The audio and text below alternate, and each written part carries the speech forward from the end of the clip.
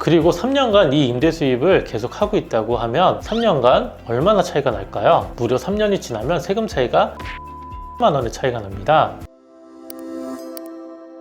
세금 줄이는 데 진심 비더리치 세무사 김국현입니다. 부동산 투자를 할 때 법인으로 해야 된다고 이야기 드리는데요. 회사를 다니면서 부동산 투자하는 경우 개인과 법인 한번 비교해 보겠습니다. 우선 부동산 투자는 제가 오늘 이 영상으로 어떻게 해야 되는지 딱 정해 드리겠습니다. 부동산 투자는 임대 수익과 시세 차익을 얻는 목적인데요. 보통은 부동산 투자를 전업으로는 하진 않고 직장을 다니거나 사업을 하면서 추가 수입을 얻기 위해서 투자를 합니다. 직장에 다니면서 부동산에 투자를 하면 임대 수익을 얻는 경우에 세금은 어떻게 될까요? 우선은 개인 명의로 부동산 임대업을 하는 경우 한번 알아보겠습니다. 직장에 다니면서 부동산에 투자하는 경우 근로소득과 함께 부동산 임대 수입이 생깁니다. 부동산 임대 수익을 최대한 많이 만들고 시세 차익 얻는 것이 진짜 목표입니다. 월 고정 수입을 만들어서 퇴직하고 부동산 소득으로만 생활을 하게 된다면 얼마나 좋을까요? 이렇게 열심히 투자를 하는데 항상 세금이 발목을 잡습니다. 개인의 소득에 대한 세금은 모두 합쳐서 계산을 하는데요. 소득을 모두 합쳐서 계산을 한다고 해서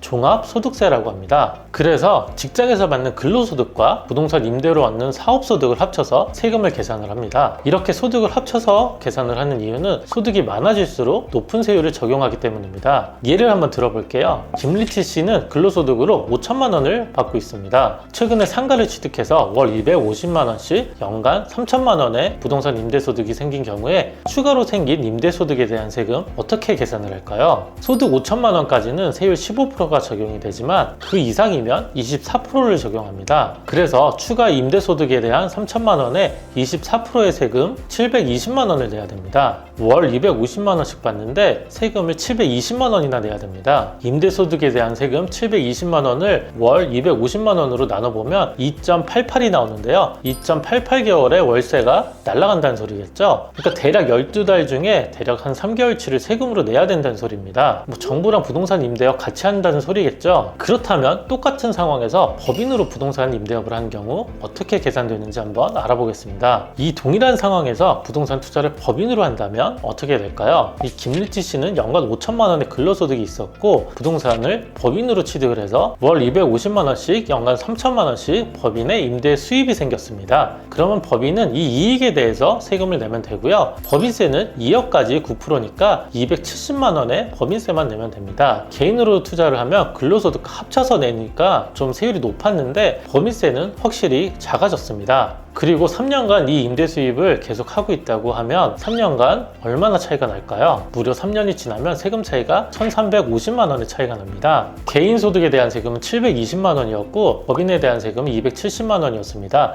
이 차익 450만 원이 3년이 되면 1,350만 원이 차이가 나는 거고요. 이렇게 차이 금액이 눈으로 보이니까 법인 세금이 더 적다는 것이 느껴지시나요? 취득세 줄이고 세금 조금이라도 아끼는 것보다 이렇게 차익을 많이 만들어서 법인으로 재투자하는 것이 훨씬 이익입니다. 그리고 세금뿐만 아니라 건강보험료도 차이가 꽤 큰데요. 그래서 당장 세금과 건강보험료를 아주 많이 줄일 수가 있습니다. 그래서 최근에 투자하시는 많은 분들이 법인으로 투자하는 이유가 여기 있습니다. 세금과 건강보험료를 많이 줄일 수가 있거든요. 눈으로 한번 보시니까 좀 이해가 되시나요? 법인으로 투자하는 방법에 대해서 계속해서 영상을 올릴 테니까 구독과 좋아요, 알림 설정 해주세요.